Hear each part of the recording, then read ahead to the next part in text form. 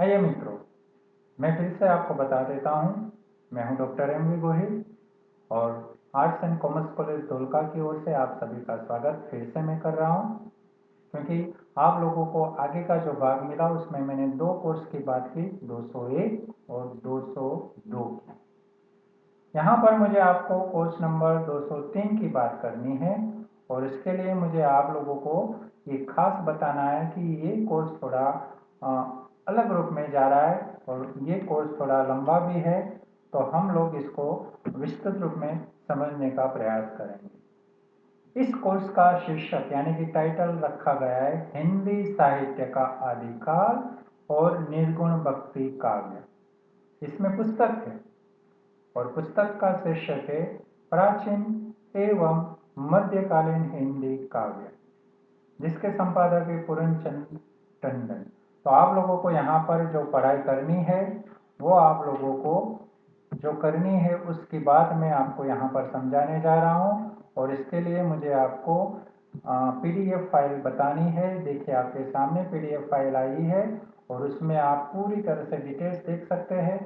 और डिटेल्स है ये कि आप लोगों को यहाँ पर UGC course in Hindi choice based credit system यानी CBCS और हिंदी जो सेमिस्टर है 3 उसकी मैं बात करने जा रहा हूँ। 203 सेमिस्टर 3 में हिंदी साहित्य का अधिकार और निर्गुण भक्ति काव्य, मैंने जो भी आपको टाइटल बताया था वही बात, और पाठ्य पुस्तक है प्राचीन एवं मध्यकालीन हिंदी काव्य। तो इसमें संपादक है प्रोफेसर पूरनचंद टंडन। देखिए यूनिट के हिसाब से मैं आपको बात करूँ तो यहाँ पर आप लोगों का पहला यूनिट जा रहा है हिंदी साहित्य का आदिकाल और उसमें आप लोगों को क्या क्या पढ़ना है।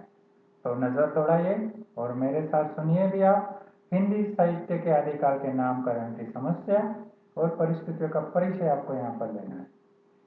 इसमें आदिकाल की प्रमुख काव्य प्रवृत्तियां जो है, एक है रासो साहित्य, दूसरी सिद्ध साहित्य, तीसरा है नाथ साहित्य, चौथा है जैन साहित्य और पांचवा है लौकिक साहित्य। तो ये 5 भाग जो काव्य प्रवृत्तियां है उसकी हम यहाँ पर विस्तृत चर्चा पढ़ने वाले हैं। आदिकाल का नामकरण कैसे हुआ और नामकरण के साथ समस्याएं भी जो आई थी उसका परिचय आपको यहाँ पर हम देने वाले हैं। दूसरा यूनिट है आपका निर्गुण ज्ञानाश्रय शाखा का। देखिए आपके कोर्स में ज्ञानाश्रय शाखा निर्गुण भक्ति काल की बात है, तो इसमें निर्गुण ज्ञानाश्रय शाखा में पहले भक्ति काल की परिस्थितियों पर हम चर्चा करेंगे। तत्पश्चात निर्गुण भक्ति का स्वरूप और उसकी विशेषताएं हम बताने वाले हैं। तीसरी बात आएगी ज्ञानाश्रयी शाखा की प्रवृत्तियों की, और उसमें जो 2 कवि है मुख्य रूप से कबीर और रैदास, उन पर विस्तृत चर्चा करेंगे। तो ये है आपके दूसरे यूनिट का कोर्स। तीसरा यूनिट जो आपका है मित्रों वो है निर्गुण प्रेमाश्रय शाखा का। निर्गुण प्रेमाश्रय शाखा में आप लोगों को जो पढ़ना है उसमें प्रेमाश्रय शाखा की प्रवृत्तियां हम पढ़ेंगे पहले, उसके बाद प्रेमाश्रय शाखा के प्रमुख कवियों में हम मलिक मोहम्मद जायसी और कुतुबन का परिचय लेंगे। और प्रेमाश्रय शाखा की प्रमुख कृतियां भी आपके कोर्स में है, पहली है चांदायन और दूसरी है मधुमालती। तो ये तीसरे यूनिट की बात है मित्रों, इसमें आप लोगों को ये कोर्स पढ़ना है। अब आए आप तीसरे यूनिट निर्गुण भक्ति काव्य में, माफ करना ये तीसरा यूनिट ही है जिसमें आप लोगों को निर्गुण प्रेमाश्रय शाखा और निर्गुण भक्ति काव्य की बात सुन। थोड़ी प्रिंटिंग मिस्टेक मुझे लग रही है, इसलिए आप लोगों को मैं आगे बता रहा हूँ कि कबीर जो है कोर्स में आपके आगे यूनिट में आ गए।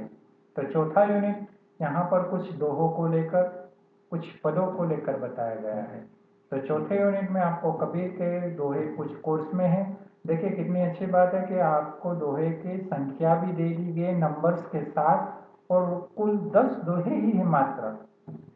तो उन 10 दोहों के नंबर्स मैं बोल रहा हूँ 1, 3, 8, 10, 25, 37, 41, 42, 46, 49। ये 10 दोहे आप लोगों को अभ्यास में लेने हैं। उसी प्रकार मौलिक मोहम्मद जायसी जी की जो बात है उनमें से उनके नागमती वियोग खंड से 5 पद और पद संख्या भी 1 से 5 आपको अभ्यास में लेनी है। तो ये आपके चौथे यूनिट की बात है। सूचना भी है साथ साथ कि यूनिट 4 से मात्र संदर्भ सहित व्याख्या के प्रश्न पूछे जाएंगे जब आपकी एग्जाम्स होगी तब की ये बात है मित्रों। जब एग्जाम होगी तो पेपर में जो संदर्भ का एक प्रश्न आता है तो इन कबीर और जायसी के जो दिए गए पद और दोहे उसी में से संदर्भ व्याख्या के लिए आपको पूछा जाएगा। साथ ही साथ आपको यहाँ सहायक संदर्भ ग्रंथ भी दिखाई देते हैं।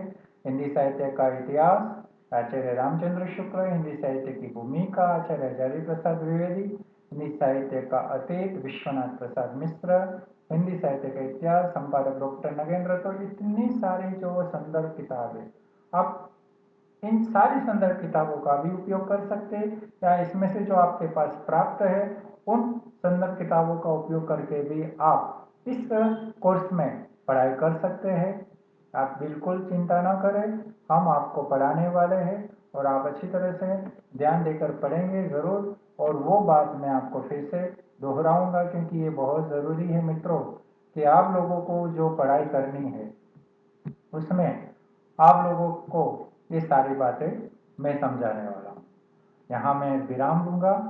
आप सभी का थैंक्स, क्योंकि आगे के जो भी आपको वीडियोस मिलेंगे आप लोग उसको ध्यान से देखेंगे, सुनेंगे और पढ़ेंगे। मित्रों बहुत अच्छी बात ये है कि आपके लिए ये संग्रह हो रहा है, क्योंकि जो वीडियोस आपके पास आएंगे आप आपके समय के हिसाब से उसको कितनी ही बार देख सकते हैं।